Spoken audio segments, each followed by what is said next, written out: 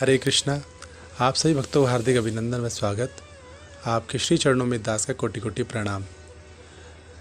श्री नारद भक्ति सूत्र की सूत्र श्रृंखला के अंदर आज हम 10वें सूत्र पर आ गए हैं, जो कि है अन्य आश्रयाणाम त्यागो अनन्यतः। अनुवाद: भगवान को छोड़कर अन्य समस्त आश्रयों का त्याग को अनन्यता कहते हैं। अतः भगवान की भक्ति में अग्रसर होते हुए भक्त को, साधक को भगवान के अलावा किसी और आश्रय को स्वीकार करना ही नहीं चाहिए। और जब वह एकमात्र केवल भगवान के आश्रय को स्वीकार कर लेता है और अन्य आश्रय को त्याग देता है, तो ही अनन्यता कहा जाता है कि ये तो अनन्य भक्त है। जैसा ऊपर वर्णित है, श्रीमद् भगवद गीता में भगवान कृष्ण अर्जुन को आत्मज्ञान की सभी पद्धतियों को त्याग कर एकमात्र उन्हीं के प्रति शरणागत होने का परामर्श देते हैं। आत्मा का ज्ञान, अंतर्यामी परमात्मा का ज्ञान, वर्णोचित कर्म संपन्न करने का ज्ञान, त्याग का ज्ञान, विरक्ति का ज्ञान, मन व इंद्रिय नियंत्रण का ज्ञान, ध्यान का ज्ञान तथा भौतिक सिद्धि द्वारा भौतिक शक्ति प्राप्त करने का ज्ञान, ये सभी आध्यात्मिक पूर्णता के विभिन्न स्तरों तक पहुंचने वाले विभिन्न प्रकार के आश्रय हैं। किंतु श्रीमद् भगवद गीता जी में भगवान का अंतिम निर्देश यही है कि इन विभिन्न आश्रयों का परित्याग करके बस उनकी प्रेममयी भक्तिमय सेवा को ग्रहण किया जाए एवं भगवान के प्रति इसी शरणागति से हमारी समस्त प्रकार के पापों से रक्षा होगी।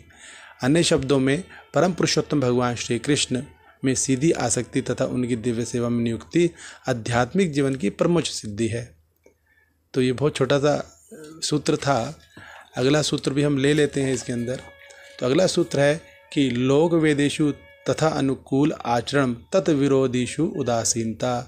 तो ये नारद भक्ति सूत्र का 11वां सूत्र भी इसी में आ गया, जिसका अनुवाद हुआ कि भक्तिमय सेवा के प्रतिकूल विषय में उदासीनता का अर्थ है सामाजिक धर्म तथा वैदिक निर्देशों की केवल उन्हीं क्रियाओं को ग्रहण करना जो भक्तिमय सेवा के अनुकूल हों, प्रतिकूल नहीं होनी चाहिए।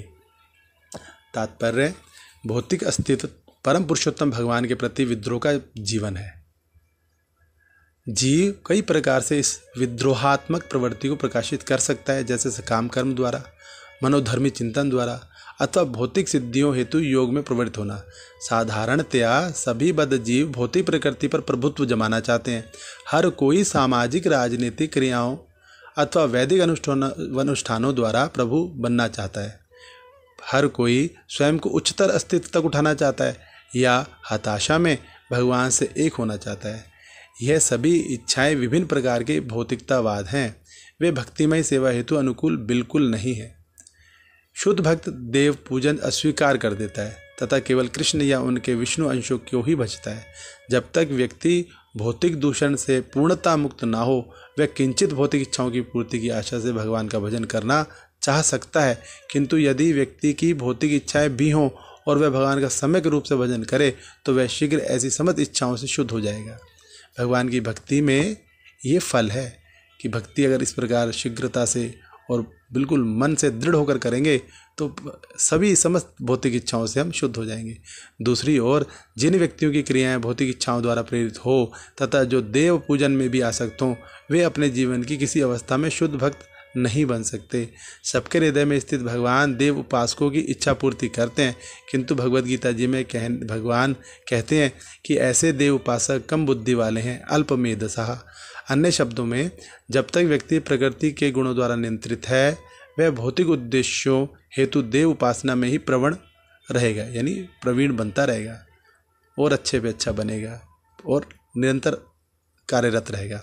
किंतु जो इस प्रवणता को हटाकर एकनिष्ठ भाव से कृष्ण को भजे, वह गुणों से ऊपर उठकर शुद्ध भक्ति में सेवा प्राप्त कर सकता है। फिर भी कोई तब तक शुद्ध भक्ति में सेवा के स्तर पर स्थित नहीं हो सकता जब तक वह सब प्रकार के पापों से मुक्त ना हो जाए। विभिन्न पापों के निदान हेतु वेदों में कर्मकांड विभाग में प्रस्तावित कर्तव्य है एवं जीवन के निम्न स्तर के लोग वैदिक अनुष्ठानिक पद्धतियों के तत्परतापूर्वक पालन द्वारा सब पापों से मुक्त हो सकते हैं।